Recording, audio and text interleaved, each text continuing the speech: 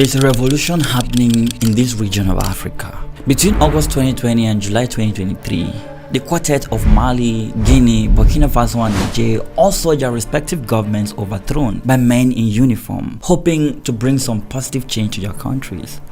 These coups led to Western powers getting kicked out of the African continent in an embarrassing fashion.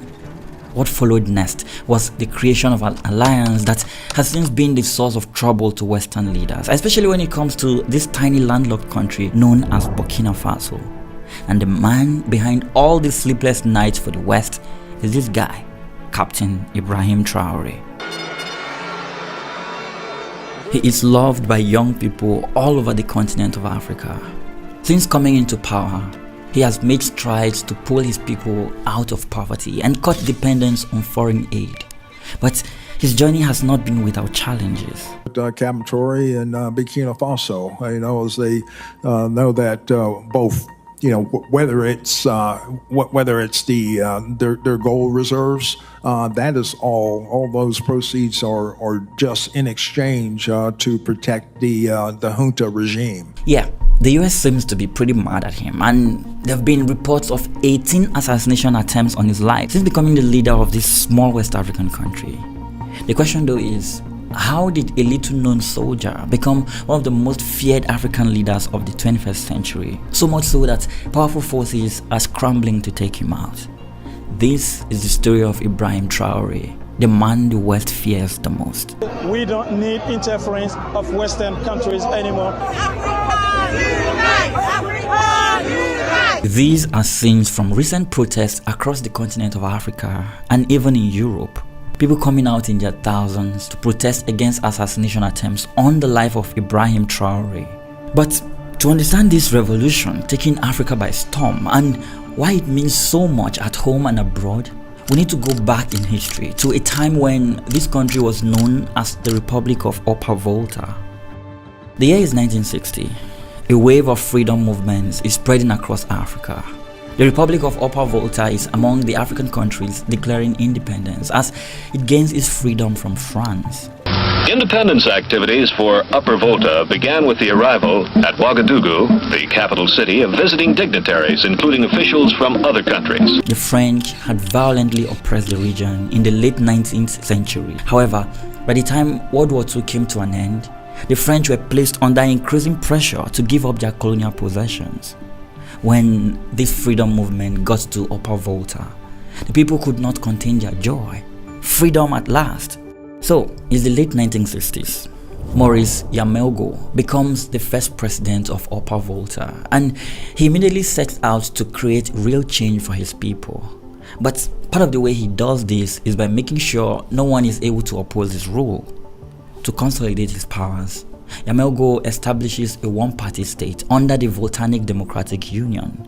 His administration continues to rely on France, with numerous French advisors holding key decision roles in the military and the civil administration. Nous croyons porter témoignage de la valeur objective de la coopération franco-africaine en démontrant de manière indiscutable que notre attachement à la France est absolument libre. This new colonial relationship is criticized by his people, but Yamelgo turns a deaf ear to their complaints. Instead, his rule becomes increasingly autocratic. He begins to jail critics and consolidate power by appointing his relatives to key positions within the government. In the years that follows, he embarks on lavish spending despite widespread poverty. However, his austerity measures and authoritarian style soon spark public discontent. By late 1965, nationwide strikes and demonstrations by unions erupt over wage cuts and the end of subsidies for traditional chiefs. The government becomes unstable. Yamelgo declares a state of emergency, but mass protests persist all over the country, reflecting the people's frustration with economic hardships under his one-party rule. Amidst this chaos, the military steps in. On January 3, 1966, the army led by Lieutenant Colonel Sanguele Lamizana seizes power, forcing President Yamelgo to resign. The former president is then placed under house arrest as Lamizana assumes the presidency on January 7, 1966. The new regime wastes no time suspending the constitution and dissolving the National Assembly. This military intervention, the first of many in Burkina Faso's post-colonial history, is initially welcomed by citizens tired of Yamago's rule. And so, with the people solidly behind him, Lamizana slowly begins to establish his ideas and rebuild the country in his own image. As one of his first major acts as president, he decides to establish the country's first military academy in Ouagadougou. This new institution, designed to mold the next generation of military leaders, offers a unique opportunity to 3 students from the most recent group of secondary school graduates who would be selected to join the academy with full scholarships. Among those who makes the cut is Thomas Sankara. He will be relevant to our story much later. The late 1960s and 70s continues to witness tensions in the country's political climate. The people soon realize that Lamizana is no different from Yamago. The president starts to consolidate power, ruling with a military-heavy regime.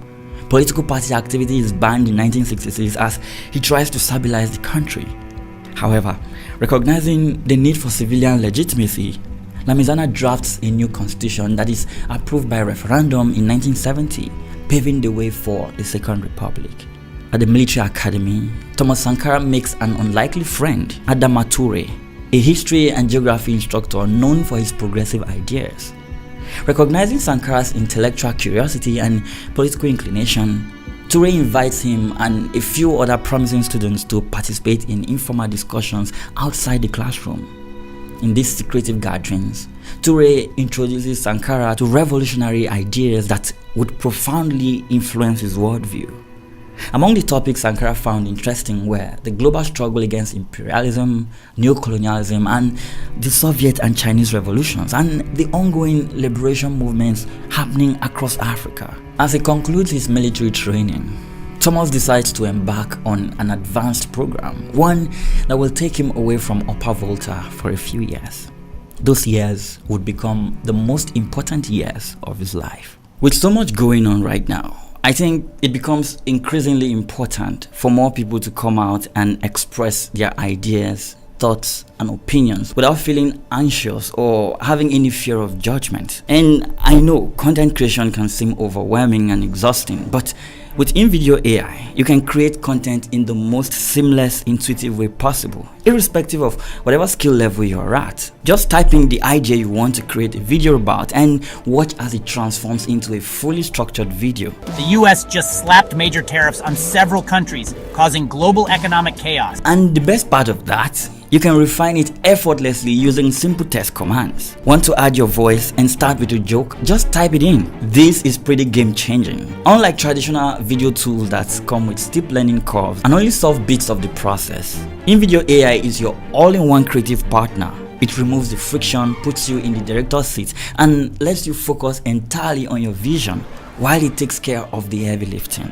You can try in-video AI for free today. This will save you hundreds of dollars that you would otherwise spend on editing, animating, and other production costs. Click on this link in the description box below to take advantage of this offer while it lasts. Thank you in-video for sponsoring this video. Now, let's get back to the story of Upper Volta.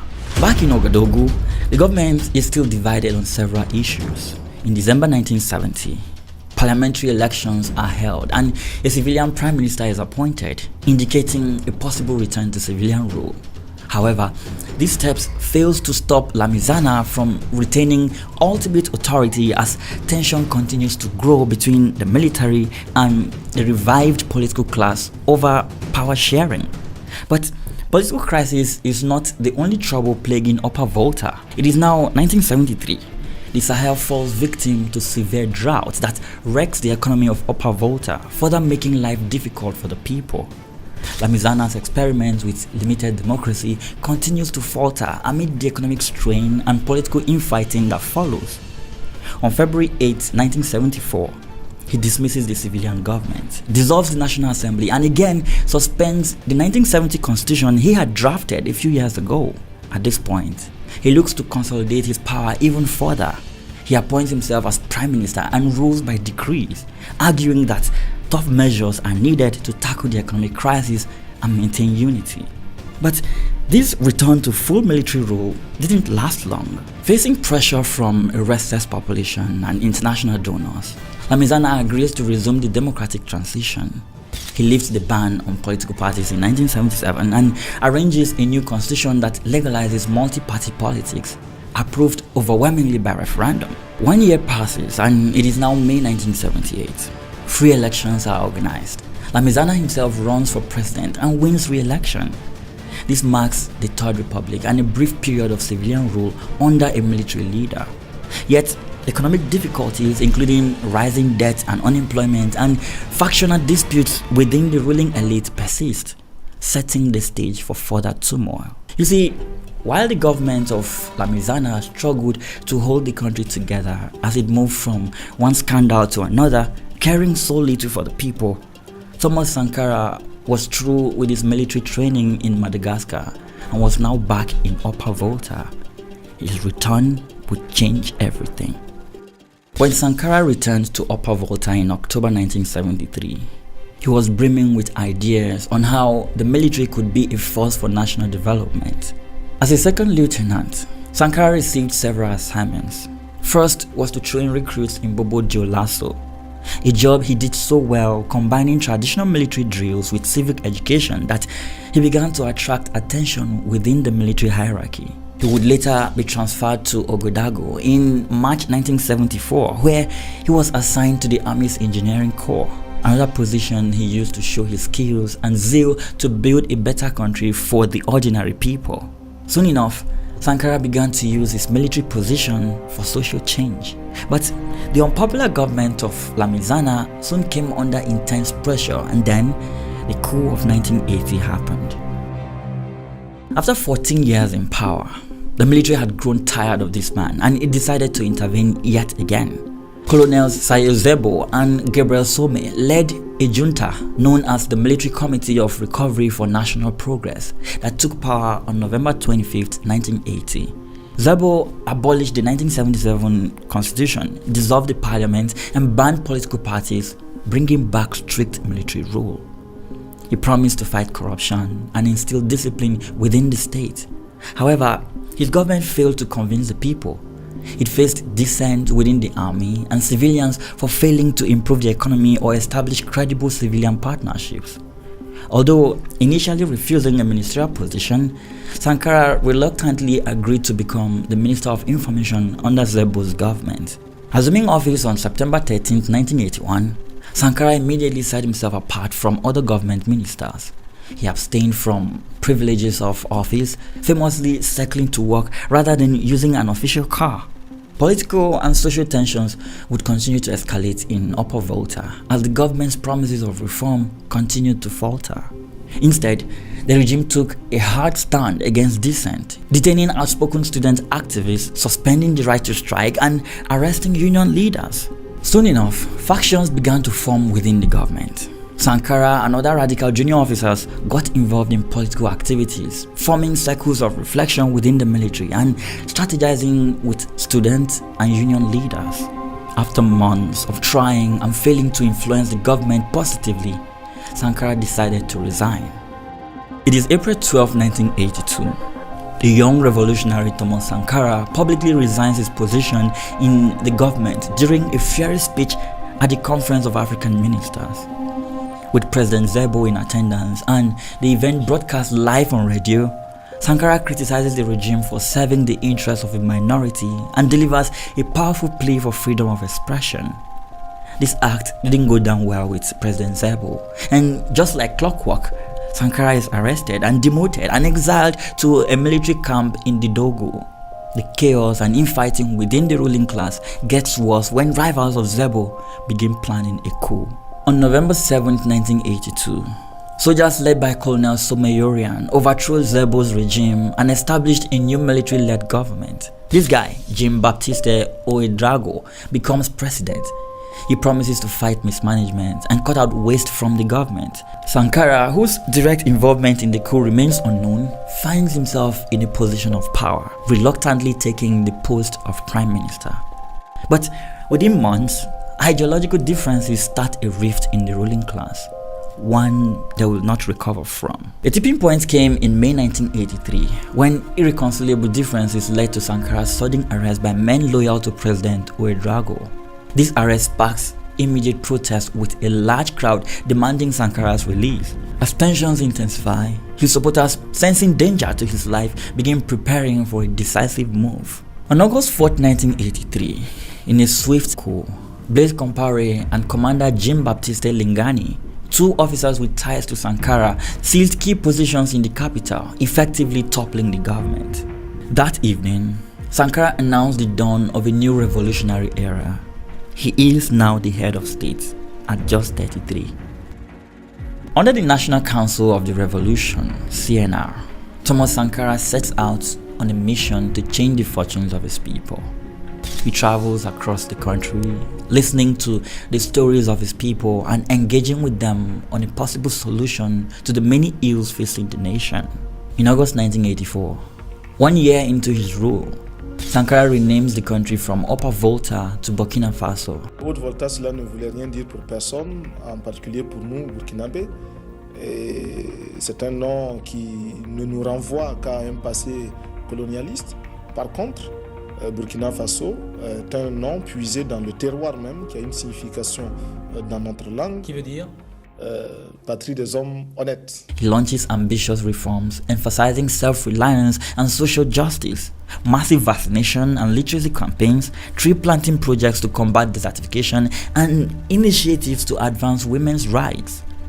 Sankara's administration also requires officials, including himself, to open their finances to public scrutiny and cut luxury perks for the elite. These radical policies win him the love and support of his people. Soon, his influence goes beyond Burkina Faso. The country becomes known across Africa for the revolutionary leadership of Sankara. At the international front, he gives powerful speeches that resonate with other young Africans in search of honest and committed leaders for their own countries. Que notre conférence adopte la nécessité de dire clairement que nous ne pouvons pas payer la dette. Non pas dans un esprit belliqueux, belliciste. Ceci pour éviter que nous n'allions individuellement nous faire assassiner. He's not afraid to criticize the colonial powers and challenge their policies that have kept Africa poor. This wins him lots of enemies, but it also makes him a notable figure on the global stage. However, not everyone is happy to see Sankara ride so high with so much love and affection, both home and abroad. Some traditional authorities, middle-class professionals, and external powers, notably France and Ivory Coast, who felt threatened by Sankara's rhetoric and alignment with socialist states, would soon start plotting against him. You see, one of the things that sets Sankara apart from other past leaders of Burkina Faso is his refusal to accept foreign aid. He instead focuses his attention on what he can control. His government spends heavily on agriculture, believing it to be the cornerstone of Burkina Faso's development. He believes that the nation's economic future depends on its ability to feed itself and improve the livelihood of its population. This bet pays off. His agricultural revolution leads to a 75% increase in cereal production between 1983 and 1986. But it is on the international stage that Sankara really threatens former colonial powers. He is wary of foreign aid that comes with strings attached and consistently refuses to seek assistance from the International Monetary Fund, fearing that its conditions would undermine his revolutionary goals. Sankara's foreign policy was also characterized by a strong commitment to Pan-Africanism. This stance earns Burkina Faso respect and new allies, but it also generates tensions with Western powers and conservative African governments, especially those with close ties to France. Amongst them are Mali, Togo, and Cote d'Ivoire. As Sankara's revolution deepens, divisions emerge within the ruling CNR. Soon enough, foreign powers are able to influence his close allies like Blaise Compaoré. Sankara, who had once trusted Compaoré, is now increasingly alienated by his former friend's growing wealth and ambitions. Soon enough, with international support from Cote d'Ivoire, France, Libya, and even the United States, Compaoré cultivates a loyal cadre of commandos that would strike the final blow to the revolution he had started with his friend. On October 15, 1987, Blaise Compaoré stages a coup d'etat against his former friend, citing deviations in the revolution and alleging that Sankara was jeopardizing foreign relations. during a bloody takeover. President Sankara and at least 12 members of his close council are brutally murdered in cold blood, marking a tragic end to the revolution. In the days following Sankara's assassination, thousands of Burkinabe wept at his graveside. The coup shocks Africa. Sankara, the continent's outspoken anti-imperialist voice, is silenced, and the circumstances of his killing and potentially foreign involvement remain contentious for decades. Subsequently, many of Sankara's former comrades who refused to support the new regime are hunted down like dogs. Some are detained, beaten, or forced into exile.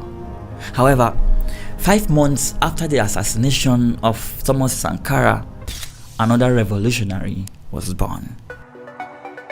Born on the 14th of March 1988 in the village of Kera in Mohun province of western Burkina Faso, Ibrahim Traore grew up in a modest rural family. But they were not in any way insulated from the hardship the country endured after the murder of Thomas Sankara. The new regime, led by Compaoré, abandoned all the gains that Sankara had made during his rule. He turned to social elites, bureaucrats, and leaders from the old political order, while also restoring relations with France and neighboring Ivory Coast. Compaoré's government soon began cracking down on dissent. He arrested and eliminated political rivals, just like the military leaders before Sankara had done. And as he danced his way to Paris to secure his bag from selling out his country, he got increasingly close to the IMF. Soon enough, he began making efforts to legitimize his regime. A new constitution establishing the Fourth Republic was promulgated in 1991, providing for multi-party elections. When that election eventually came around in December 1991, Compaoré won with ease as the opposition boycotted the poll. People refused to turn out for the exercise. Throughout the 90s, Compaoré's regime maintained a tight grip on power. After winning re-election in another rigged process in 1998, he implemented structural adjustment programs to the cheers of his foreign backers and encouraged foreign investment, especially in mining and agriculture. His economic policies led to layoffs and rising costs of living. Life became more and more difficult for Burkinabe, but Compaoré didn't care. By the 2000s, Blaise Compaoré was already one of Africa's longest-serving leaders.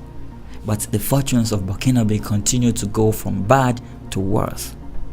In February 2008, spiraling food and fuel prices triggered riots and looting in Ouagadougou and other cities. It was during this time that Ibrahim Traore began his military career. Having enlisted in the Burkina Faso army in 2009, Traore underwent officer training at the Georges Namono Military Academy in Po. Upon graduating as a second lieutenant around 2012, he received specialized training.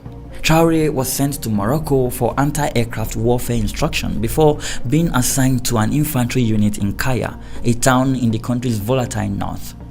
Back in Ouagadougou, Compaoré was literally fighting for his political future. A perfect storm of grievances had erupted into unrest in 2011, posing the gravest threat yet to Compaoré's rule. In February, students took to the streets after a high schooler, Justin Zongo, died in police custody, a case that sparked anger at police brutality. Soon after, in March and April, soldiers mutinied in multiple barracks over unpaid housing allowances and low wages, even shooting in the air and looting in the capital. These concurrent protests by students, civilian groups, and military rank and file converged into a nationwide crisis. By late April 2011, gunfire is heard near the presidential palace, and Compaoré briefly flees Ouagadougou for his hometown as chaos reigns. Sensing the existential danger, Compaoré takes drastic measures. He dissolved the government and the military high command, named himself the Minister of Defense, and rolled out concessions. The government raised soldiers' pay, gave bonuses to civil servants, lowered food prices, and promised justice for the killed students. While the crisis was reduced by media, the cracks in Compaoré's government were already revealed for all to see. For the first time in decades, open talk of political change filled the air. By 2014, Blaise Compaoré had been in power for 27 years, and many Burkinabe cried for change. The constitution, as amended, limits presidents to 2 terms, meaning Compaoré should step down in 2015. But instead, His ruling party moves to remove term limits so he can run again. This plan proves to be Compaore's undoing. In late October 2014, when legislators convened to pass the controversial amendment, massive protests erupted in the capital. On October 30th, tens of thousands of people, led by civil society groups like Balai Citoyen, that is the Citizens' Broom, stormed the parliament and set it ablaze to stop the vote. Demonstrators also ransacked government buildings and the state TV station, causing lots of destruction in the process. The army initially tries to restore order, and Compaore declares a state of emergency, but the protests only grew from here. Finally, on October 31st, Compaore resigns and flees the country, compelled by the insurrection unfolding in the streets. His dramatic fall, one of the few instances in Africa where a mass uprising topples a long-ruling president, is hailed as a new dawn. Power is briefly assumed by Military Chief General Honoré Traoré, and then by Lieutenant Colonel Isaac Zida, who declares himself head of state, saying the army will guide the transition. Despite all of these efforts, nothing really changes for the average Burkinabe. Now a lieutenant, Traoré rose steadily within the military. That same year, 2014, while his country continues to battle for its future, he joins the United Nations peacekeeping mission in Mali as part of Burkina Faso's contingent in the fight against Islamic militants across the border. He served in northern Mali, where he faced heavy combat. 4 years later, in 2018, he was among the soldiers honored for their courage during major rebel attacks in the Timbuktu region. After his UN stint, Traoré returned home and took part in counterinsurgency operations against jihadist groups rampaging in Burkina Faso's north. He saw action in hotspots like Djibo and participated in the 2019 Otapauno offensive, a large-scale operation aimed at flushing out militants in the eastern part of the country. By 2020, Ibrahim Traoré had achieved the rank of captain at the age of 32. However, along with his promotion came growing frustration. His country was quickly falling apart before his very eyes, and there was little he could do about it.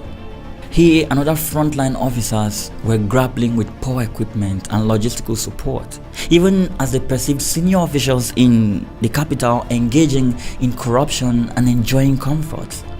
To Traoré, this felt like a betrayal of the troops' sacrifices. Stationed in the embattled north, he gradually emerged as an informal spokesman for a cohort of young officers angered by the government's ineffectiveness against the insurgency. Back in Ouagadougou, political infighting continued to plague the government. Since the resignation of Compaoré in 2014, different authorities have come and gone, all trying to stabilize the country for an election to hold. Finally, Roch Marc Christian Kaboré, a former Compaoré stalwart who broke with him and joined the opposition, is elected president. This peaceful transfer of power is a watershed moment. Burkina Faso seems to have turned a page, entering an era of electoral democracy and civilian leadership. But the presence of Islamic terrorists meant the country was far from peaceful. By 2021, as attacks continued across the country, public confidence in the Compaoré administration dropped dramatically. In late 2021, especially after a deadly ambush in Inata that killed 53 gendarmes, popular anger boiled over.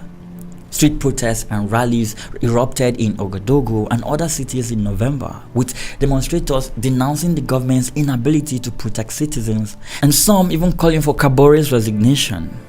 In response, Kaboré shuffles the military leadership and appoints a new prime minister in December 2021, hoping that fresh faces might calm the public. He also requests more international assistance and tries to open dialogue with portions of the armed groups. However, these measures yield little immediate improvement on the ground. Within the army ranks, frustration is also mounting. Troops are wary of being outgunned and undersupplied in the face of relentless militant assaults. This volatile mix of civilian protests and brewing dissent within the military sets the stage for the country's next crisis. On the 24th of January 2022, a group of officers led by Lieutenant Colonel Paul-Henri Sandaogo Damiba seized power in a coup, ousting the elected president Kaboré. Captain Traore, who had been vocal about the need to change course, supported the January 22 coup and helped bring the junta known as the Patriotic Movement for Safeguard and Restoration, or MPSR, to power in the new military regime. Traore was appointed in March 2022 as commander of a field artillery regiment based in Kaya, that is north central Burkina Faso, effectively sending him back to the front lines with greater responsibility. Over the months that followed, however, it became clear that the change of leadership was not quickly improving the security situation. Damiba's junta struggled to curb the jihadist violence. Many within the military, especially younger officers like Traore, who were fighting on the ground, grew dissatisfied with Damiba's performance. According to Traore, Damiba's ambitions were diverting away from what the military had set out to do, prompting discussions among the officers about removing him. Tensions reached a breaking point in September 2022 when insurgents ambushed a convoy in northern Burkina Faso, killing 11 soldiers and dozens of civilians, an incident that sparked outrage both in the military and among the public. This tragedy highlighted the government's failures and pushed Traore and his comrades to take drastic action. By late September, Captain Traore and a small group of junior officers decided to depose Damiba in order to save the faltering war effort. On the 30th of September 2022, Captain Ibrahim Traore launched a second coup, Burkina Faso's second military takeover in 8 months. The takeover was swift and largely bloodless. Traore, still a low-ranking captain at the time, mobilized units loyal to him, reportedly including members of the elite Cobra Special Forces unit, and seized strategic sites in the capital of Ouagadougou. Gunfire was reported around the presidential palace and national television station as the plotters moved to oust Damiba's faction. By the evening, Traore appeared on television surrounded by armed soldiers and announced the overthrow of Lieutenant Colonel Damiba's government. On 2nd October 2022, the junta named Traore as president of the ruling MPSR Council, and less than a week later, Ibrahim Traore was formally sworn in as Burkina Faso's transitional president at the age of 34. His next move would shock everyone, prompting powerful people trying hard to get rid of him. From day one, Traore sought to portray himself first and foremost as a wartime leader focused on Burkina Faso's survival. He has cultivated an image of a disciplined, pragmatic military leader, often seen in his uniform and trademark red beret. He speaks infrequently in public and tightly controls his communications, which has given him a somewhat mysterious reputation domestically. And when he does address the nation, it is usually to rally the population for the cause of defending the country. He frequently visits military outposts and discusses battlefield updates, emphasizing that regaining security is the transitional government's chief mandate. And while his critics continue to accuse the junta of cultivating propaganda, facts on the ground have shown the work Traore is doing to better the lives of his people. Just like Thomas Sankara before him, Traore has repeatedly spoken out against imperialism and corruption. In terms of personal conduct, Traore has made symbolic gestures to distinguish himself from past leaders. For example, he notably refused to enrich himself or even take a higher rank after seizing power. Unlike many coup leaders who promoted themselves to general, Traore chose to remain a captain in the army. He also reportedly declined his presidential salary, signaling that he did not intend to profit from his position. Such moves were meant to inspire confidence that the new regime was serious about sacrifice and anti-corruption values. And while some sections of the media will be quick to highlight the worrying security situation in Burkina Faso, restoring security has been the cornerstone of Traore's agenda. You see, within weeks of assuming office, he took drastic steps to bolster the fight against jihadist insurgents. In late October 2022, Traore's administration announced a nationwide campaign to recruit tens of thousands of civilian volunteers into auxiliary defense units. The goal was to raise a force of 50,000 volunteers for the defense of the homeland, local fighters who would assist the army in confronting militants. By mobilizing ordinary citizens to protect their own communities, Traore aimed to supplement an overstretched national army with strength in numbers. These volunteers would undergo brief training and then operate alongside soldiers, defending villages and patrolling territories that the state military struggles to cover. the massive enlistment drive, which reportedly saw an overwhelming response, even exceeding the target, shows Traore's commitment to an all-hands-on-deck approach in the war against extremism. Traore also made it clear that his government's goal was to defeat the insurgency outrightly rather than negotiate. He publicly vowed to reconquer every inch of territory occupied by rebel militants and stated there would be no talks with jihadist groups until they were militarily weakened to a point where they could not dictate terms. And while the war on insecurity is on, Traore has also taken some steps aimed at economic resilience and anti-corruption. In an effort to maximize state revenue from natural resources and possibly curb illicit financing of militancy, Traore moved to gain greater control over the gold mining sector, which is a pillar of Burkina Faso's economy. Yeah, Burkina Faso is the 15th largest gold producer in the world. And here's a fun fact for you. While France holds the 4th largest gold reserves in the world at 2,436 tons, it does not have any active gold mines. No wonder then why the French are angry at the move Traore made back in 2023. You see, in November 2023, his cabinet approved the construction of the country's first state-run gold refinery to process gold domestically rather than exporting all their ores abroad. This project is expected to create jobs and retain more value from Burkina Faso's sizable gold production. Then in February 2024, Traore's government suspended the issuance of export permits for small-scale gold miners. The suspension was an attempt to crack down on smuggling and illicit gold trade. Yeah, it turns out that a lot of gold was being siphoned out of the country through informal channels, depriving the treasury of income. However, while Traore's administration is seeking longer-term sovereignty over resources and finances, some powerful people are not happy about this.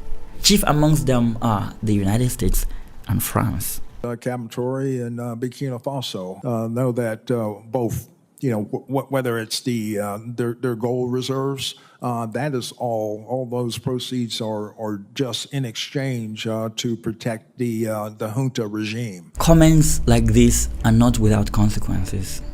Traore has since been battling for his life as his security forces continue to fight off assassination attempts on their president. On the international front, under Ibrahim Traore's leadership, Burkina Faso has undergone a significant foreign policy realignment marked by a drift away from traditional Western partners and new alliances with neighboring states and other global powers. One of the earliest moves was to redefine the country's strained relationship with France, its former colonial ruler. Traore came to power amid a wave of anti-French sentiment, fueled by perceptions that France's military presence in the Sahel had not succeeded in stopping terrorism. In January 2023, the transitional government formally requested the departure of French troops who had been stationed in Burkina Faso to assist in counterinsurgency. By February 2023, all French military operations in Burkina Faso had been terminated and the French Special Forces contingent exited the country. The junta also expelled France's ambassador and suspended French-backed media outlets in the following months, bringing to an end years of neo-colonial rule in the country. Now with France's influence curtailed, Traore turned his attention to strengthening ties with alternative allies. Regionally, he forged an unprecedented strategic alliance with Mali and later Niger, two neighboring countries that likewise experienced military coups, Mali in 2020/2021 while Niger in 2023, and were governed by juntas facing jihadist rebellion. Traore, Mali's leader Assimi Goïta, and after July 2023, Niger's leader Abdourahmane Tiani found common causes as they all confronted sanctions and pressures from ECOWAS. In September 2023, as ECOWAS threatened possible military intervention against the new junta in Niger, Burkina Faso and Mali jointly warned that they would consider such intervention a declaration of war on themselves, openly defying the regional bloc.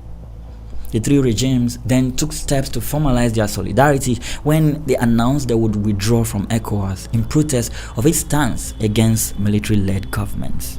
They instead proposed a new regional grouping centered on mutual defense and sovereignty. By July 2024, this materialized as the Alliance of Sahel States, essentially a confederation between Burkina Faso, Mali, and Niger, aimed at cooperation in security, trade, and rejecting foreign interference. Traoré was instrumental in founding this alliance, which marks a historic shift in West African geopolitics. Beyond Africa, Russia has emerged as an influential player in Burkina Faso's new look. Traoré's government expressed goodwill toward Russia, seeing it as an alternative partner in the security domain. Traoré's foreign policy has also been marked by a strong Pan-African nationalist streak. He has often framed Burkina Faso's struggles within the larger context of African countries striving for true sovereignty. Under his administration, Burkina Faso has cooperated closely with Mali in expelling French-linked institutions and has voiced support for Guinea, another junta-ruled state under international sanctions. In official communications, Traoré's government frequently emphasizes themes of self-determination, non-interference by outside powers, and African solidarity. This has won him admiration in segments of African public opinion that resent foreign meddling. However, it has also isolated Burkina Faso diplomatically from some of its traditional partners and aid donors who worry about the country's trajectory. Relations with the United States and European Union have cooled. Though not broken, these partners continue limited humanitarian assistance but have scaled back security cooperation. However, this has not affected Burkina Faso's engagements with other international organizations like the United Nations, where it continues to receive some support for humanitarian needs, and fostered ties with emerging powers such as China and regional players like Algeria. You see, Africa has not seen a revolutionary leader like Traoré since the days of Thomas Sankara. And while Western powers like France and their stooges like Côte d'Ivoire connived to have him killed in the 80s, everyone is now watching Ibrahim Traoré closely and rejecting every move made against him.